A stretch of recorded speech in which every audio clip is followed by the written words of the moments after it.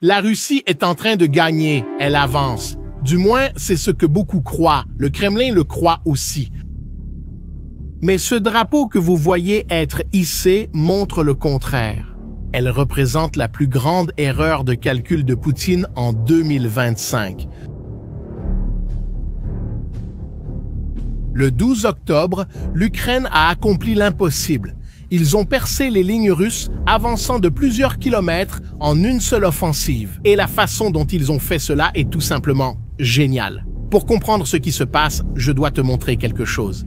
Depuis le début de l'été, là, vers la mi-juin, la Russie avançait. Elle le faisait très lentement, mais c'était constant. Poutine était satisfait de cette stratégie. Peu importait si les progrès étaient lents.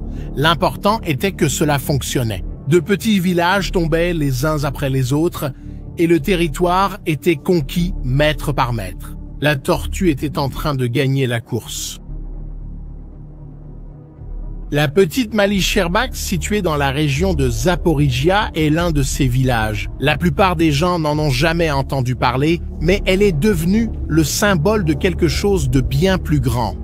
Parce que depuis 2022, elle a changé de main 3 fois. Les Russes entraient, les Ukrainiens reprenaient, les Russes revenaient. C'était une zone grise, un endroit où personne ne contrôlait vraiment rien. Jusqu'à ce qu'en octobre 2025, les choses changent complètement.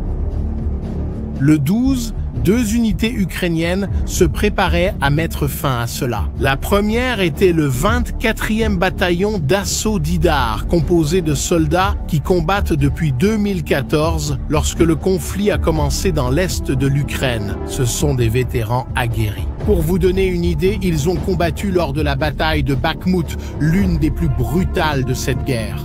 Ils savent comment survivre et ils savent comment gagner. La deuxième unité était différente, le 33e régiment d'assaut. Créée en 2023, elle est très différente de l'unité précédente. La raison? La plupart des membres sont nouveaux, mais pas inexpérimentés. En moins de 2 ans, cette unité a participé à certaines des opérations les plus difficiles de la guerre.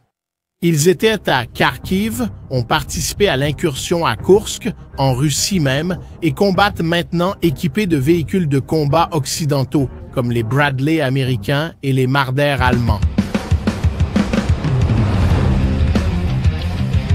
L'Ukraine a essentiellement combiné l'expérience avec du matériel moderne, des vétérans qui savent quoi faire avec des soldats qui ont les outils pour y parvenir. Et cela a tout changé. Mais avant de parler de la bataille elle-même, vous devez comprendre comment la guerre a changé. Parce que le champ de bataille de 2025 ne ressemble en rien à celui de 2022. La différence, ce sont les drones. Ils sont partout, dans le ciel, tout le temps, ils voient tout. Les spécialistes disent que les drones sont responsables de 70 à 80% de toutes les pertes dans la guerre. 70 à 80%. Pensez-y une seconde. Tout mouvement peut être vu, toute concentration de troupes peut être détectée, tout véhicule qui n'est pas caché peut être détruit en quelques minutes. Les drones ont créé ce que les militaires appellent un champ de bataille transparent. Il n'y a plus d'endroit où se cacher pendant la journée, il n'est plus possible de déplacer de grandes formations sans être détecté. Cela a forcé les 2 camps à changer. Au début de la guerre, la Russie tentait des avancées massives avec des chars et des blindés, des colonnes entières de véhicules se déplaçant ensemble, mais les drones ont transformé cela en suicide.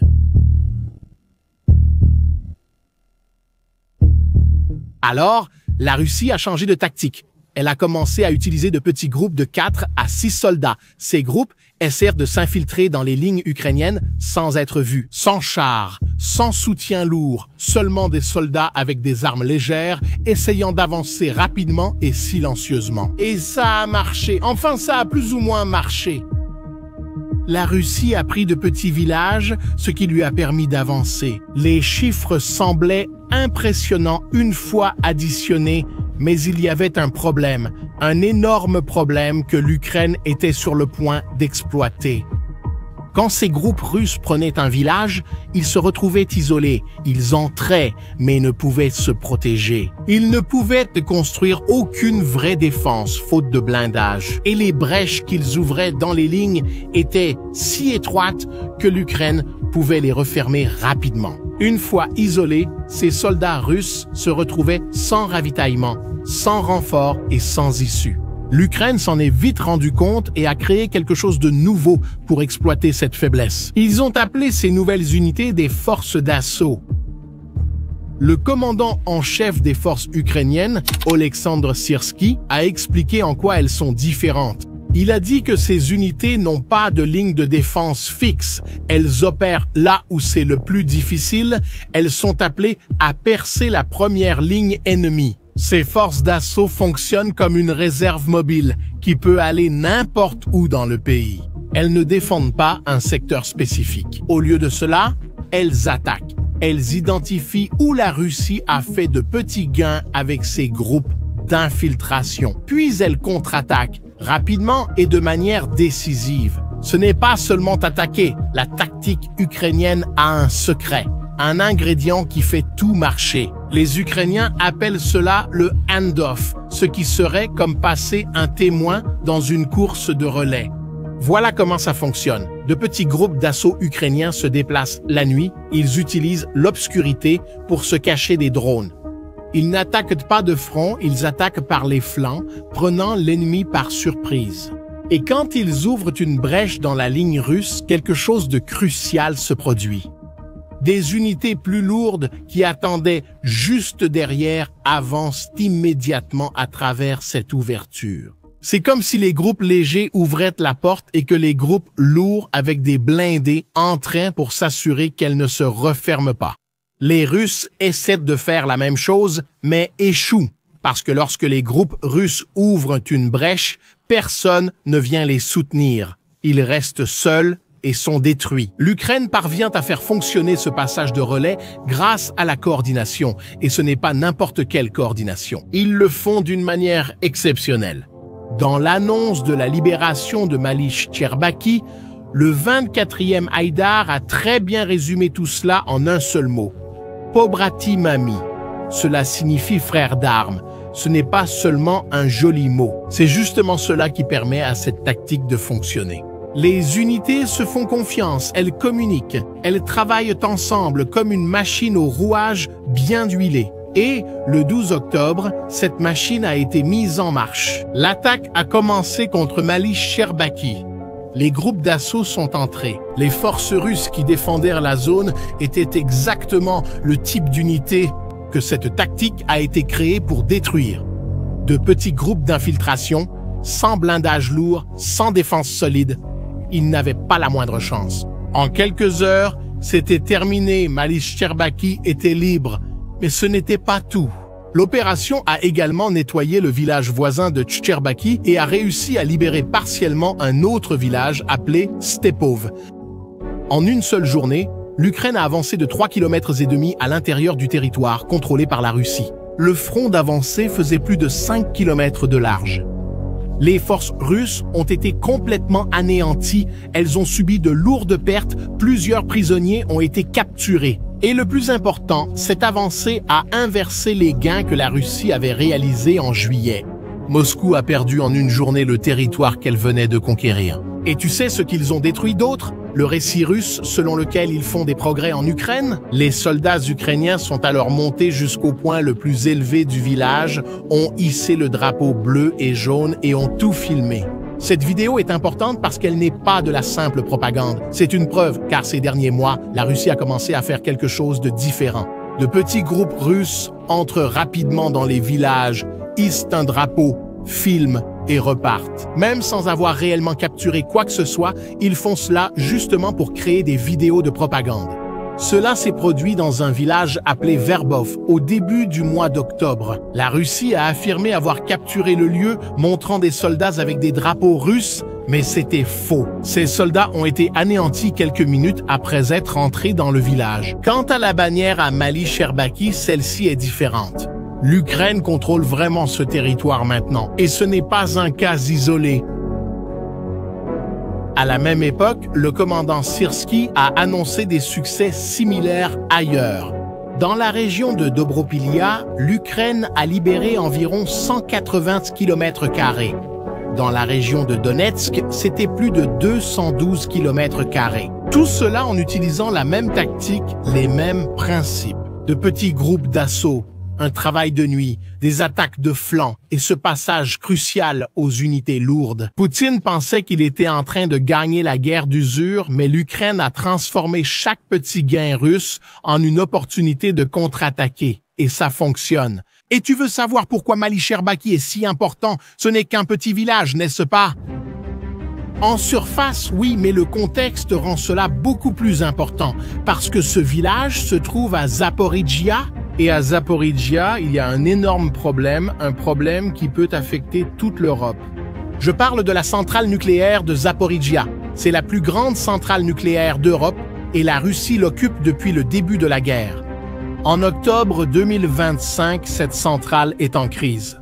Le 23 septembre, la dernière ligne électrique reliant la centrale au réseau ukrainien a été coupée.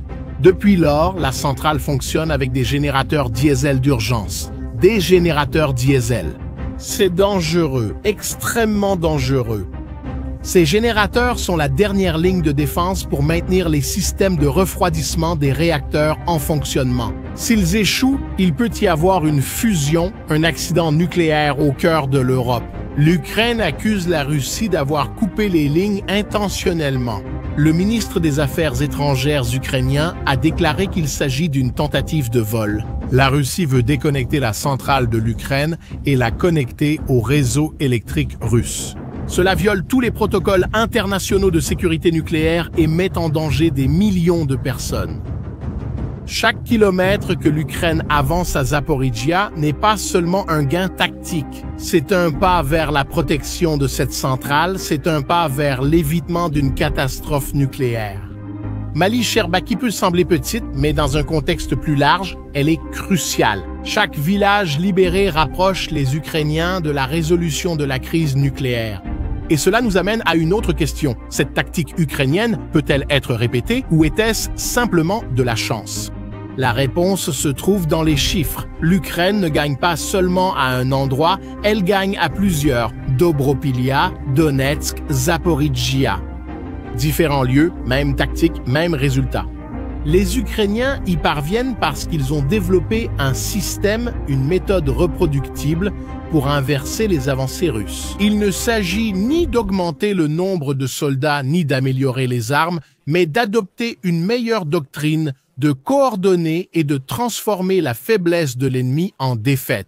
La Russie envoie de petits groupes sans soutien, l'Ukraine les isole et les détruit. C'est systématique, c'est prévisible et cela fonctionne sur toute la ligne de front. Mais cela ne veut pas dire que la guerre est terminée.